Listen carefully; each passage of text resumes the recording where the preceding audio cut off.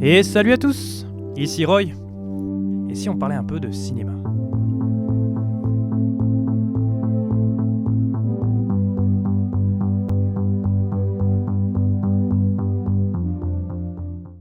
« 21 et 22 Jump Street sont de véritables ovnis dans les comédies américaines.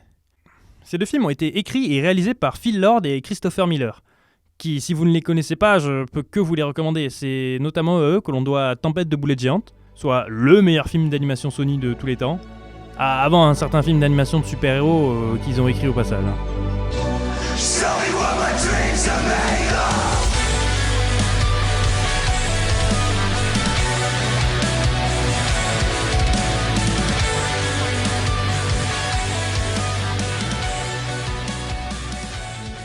Bon, quand on voit le reste des films Sony, c'est pas bien dur d'être le meilleur, vous allez me dire. Mais non, sérieusement, ça vaut le coup. Je sais que le titre donne pas envie, mais c'est une super surprise en fait. C'est vachement cool. Enfin bref. Lord et Miller, à qui l'on doit également La Grande Aventure Lego. Film dont personne n'attendait rien, un long métrage sur des Lego qui par principe n'ont pas d'histoire. C'est un peu le summum des adaptations ciné dont on se fout royalement. L'idée de merde juste pour capitaliser sur une licence connue et qui a pris de court absolument tout le monde en fait. Genre, le film utilise intelligemment son univers, et c'est peu dire, et franchement drôle, aussi bien dans les répliques que visuellement, avec une véritable patte graphique, le choix du stop motion pour renforcer le côté Lego, les gars, bravo. Mais et qui a en plus un véritable message à la fin. Enfin, tout ça pour dire que oui, les Lord et Miller, je sais qu'ils peuvent faire de bons films d'animation, ils utilisent à fond la liberté qui leur est offerte, et j'ai hâte de voir Into the Spider-Verse 2 en fait. Mais les films dont on va parler aujourd'hui ne sont pas des films d'animation, mais bien des films live, avec des vrais acteurs, quoi. 21 et 22 Jump Street... vous savez quoi, je vais dire 21 et 22 Jump Street à partir de maintenant, pour des raisons évidentes d'accent, hein. On va faire ça, ok ? C'est bon ? Puis de toute façon, je review les films en français, alors voilà. Donc, 21 Jump Street et sa suite 22 Jump Street sont des films basés sur une série de la fin des années 80, début 90, surtout connue pour avoir vu les débuts de Johnny Depp en tant qu'acteur. So try that, just put it good. All right, you're trying to get in with VL13, all right? It's Barrio Loco on 13th Street, so it's like 1-3, right? You got it. So you gotta, you gotta be proud. You gotta put it in their face with your fingers. All right, we'll work on that. Okay, there's a couple ways. C'est aujourd'hui loin d'être la plus populaire de toutes les séries de l'époque, et je n'en ai d'ailleurs jamais vu le moindre épisode, donc je pourrais pas juger de ce côté-là. Pour ma défense, la série s'est finie avant que je naisse, donc bon, voilà quoi. Donc nous voilà avec une sorte de reboot ciné d'une ancienne série, comme on a pu le voir pour Baywatch, Alerte à Malibu. Mais si, vous le savez, là, le film concours de beat entre The Rock et Zac Efron, là. Donc, à ce stade, j'avais pas vraiment d'attente particulière, si ce n'est que j'aime bien les acteurs principaux, mais voilà quoi. Et le résultat est... c'est vraiment très bien en fait, c'est vraiment très bien. Et puis de toute façon, vous avez lu le titre de la vidéo, il y a zéro suspense. J'ai adoré le premier film quand je l'ai vu, et j'étais dans la salle dès que possible pour voir le second, que j'ai aussi adoré. Mais dire que c'est bien, c'est cool, mais ça suffit pas. Pourquoi c'est bien ? Pourquoi ai-je commencé cette vidéo par dire que 21 et 22 Jump Street sont pour moi des ovnis dans les comédies américaines ? Eh bien, on va voir ça tout de suite, car malheureusement, je trouve que ces films sont trop peu connus, passés un peu sous le radar au moment de leur sortie.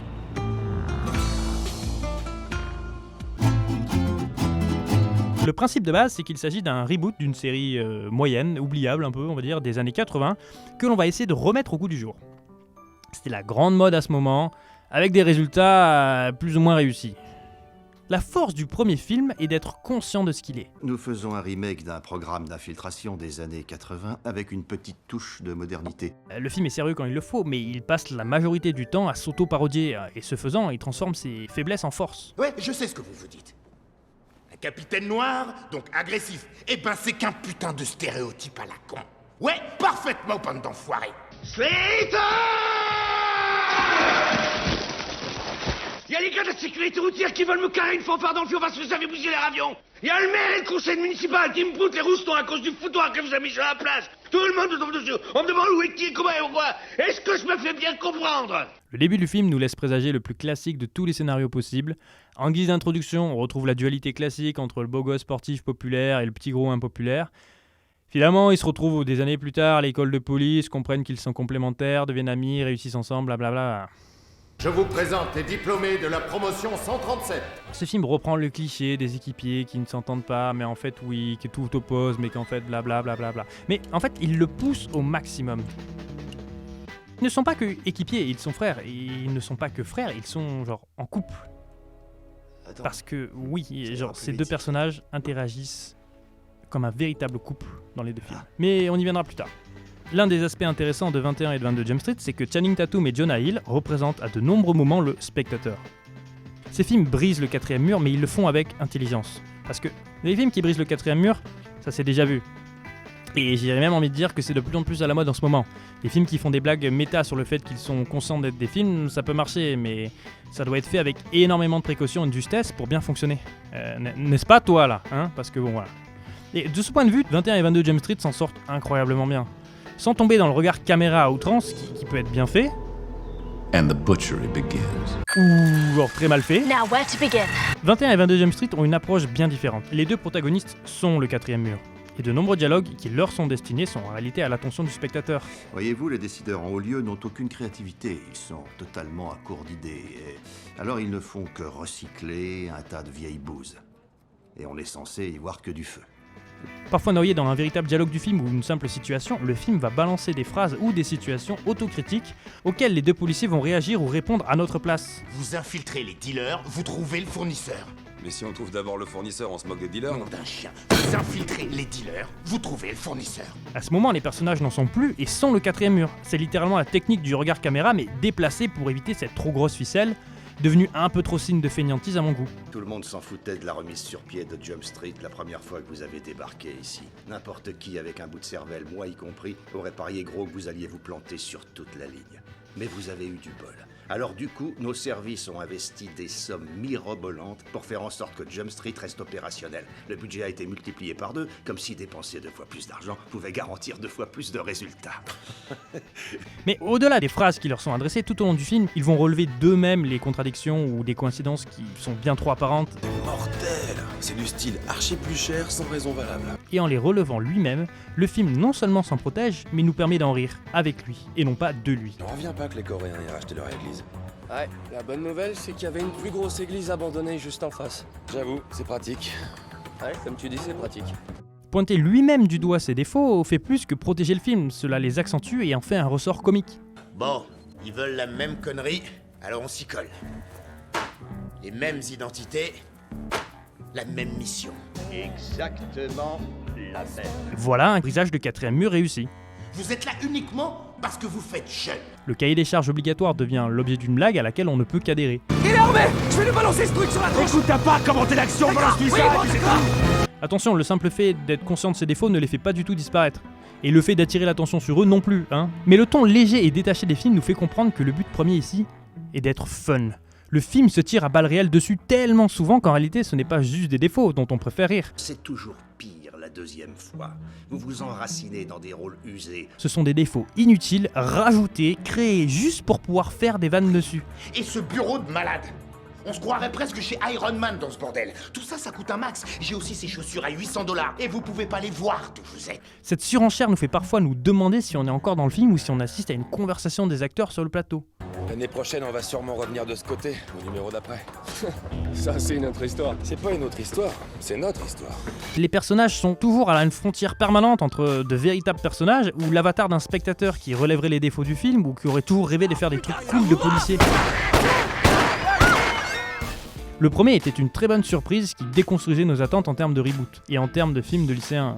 Le deuxième est une très bonne surprise qui déconstruit nos attentes en termes de suite. Et j'imagine les deux œuvres comme un tout. Elles se complètent car 22 est en tout point un prolongement de 21 Jump Street.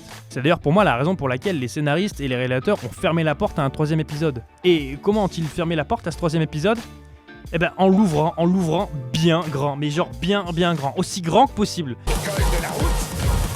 École des sous-hommes. École de plongée. Et une fois que cette vanne est faite, le troisième épisode devient impossible à réaliser en tant que film.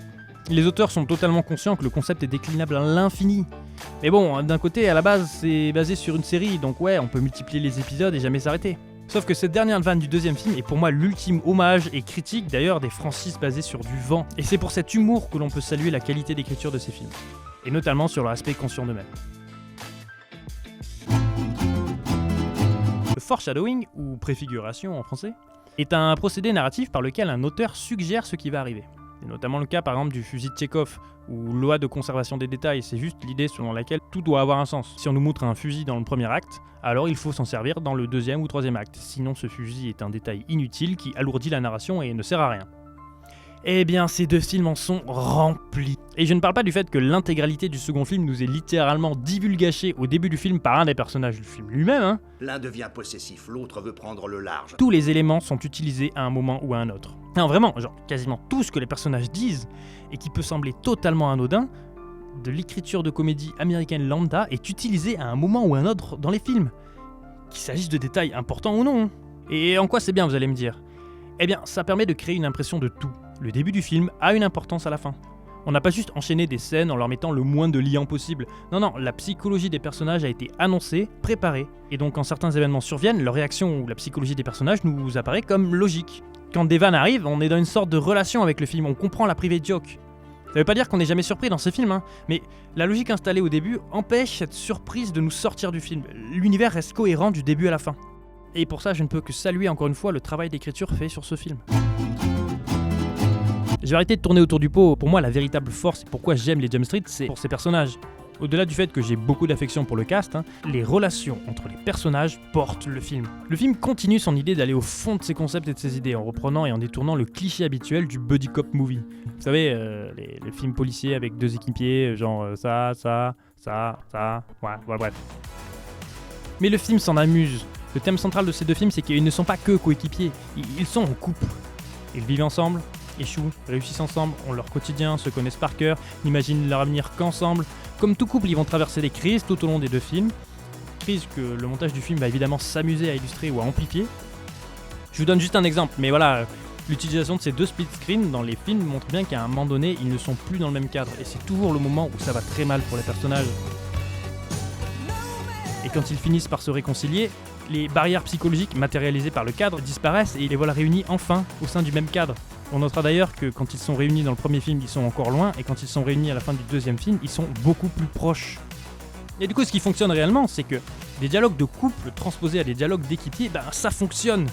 C'est une idée, genre, il fallait juste y penser, mais putain, ça fonctionne. Si bien que les films jouent ça ultra au premier degré. Peut-être qu'on devrait enquêter chacun de notre côté sur qui on veut. J'ai bien entendu ce que t'as dit. Mais vraiment ultra au premier degré, et en fait, ouais. Tu veux qu'on s'engage dans une mission libre? Je sais pas si c'est ce que je veux, ok? Je pense simplement que ce serait sain pour nous deux aujourd'hui d'essayer. L'idée de base, elle est bonne, mais l'application dans le film l'est tout autant, en fait. Alors on pourra reprocher au deuxième film d'être beaucoup moins subtil sur cet aspect couple. J'ai l'impression que de plus en plus souvent, il veut plus faire d'efforts. Comme si ça valait plus le coup d'essayer. Mais ce côté van poussé à l'extrême permet des éléments comiques qui n'auraient pas pu marcher autrement, et je veux dire... Quoi, qui c'est? C'est percé. On y retourne.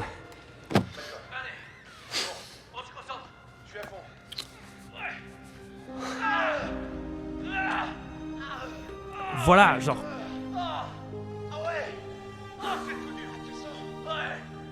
J'insiste beaucoup sur leur relation en tant que couple, mais ces personnages tiennent profondément l'un à l'autre.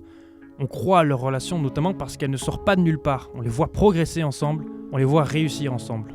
Le film a certes une volonté d'être le plus fun possible, parce que voilà, genre vraiment, l'idée c'est on fait un remake, c'est fun quoi, voilà, genre on balance des vannes, on se fout de notre gueule, mais il donne quand même de véritables moments touchants. Notamment avec le perso de Jonah Hill, avec des scènes où son personnage m'a réellement ému. Le film sait se poser quand il faut. Il a réussi à créer un tel lien avec les personnages que ouais, j'ai vraiment envie de voir ce personnage réussir. Tout ça pour dire que les personnages de ce film ne sont pas juste un outil pour parodier un cliché. Ils le sont, et ça marche très bien. Mais au-delà de ça, ils sont véritablement touchants, attachants, et on a envie de les voir réussir.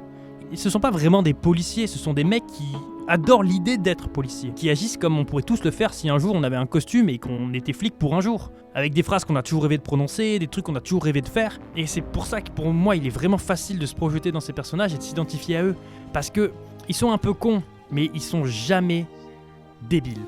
Non, on est avec eux, on a envie d'être eux, ils nous emmènent dans leur voyage, et putain, on passe un bon moment. 21 et 22 Jump Street ne sont pas des films parfaits. Il y a bien quelques longueurs ici et là, certaines vannes sont trop poussives, l'humour reste parfois un peu américain, mais ces quelques défauts ne peuvent pas éclipser la qualité de ces deux films. Les Jump Street sont conscients qu'ils ne seront jamais des grands films, mais ils sont aussi du coup conscients de leurs limites. Cela étant dit, tantôt drôle, mais genre vraiment drôle, tantôt touchant, Ça fait du bien de voir des films, et notamment des comédies, qui essaient des trucs, qui s'emparent des codes des différents genres pour les bouleverser.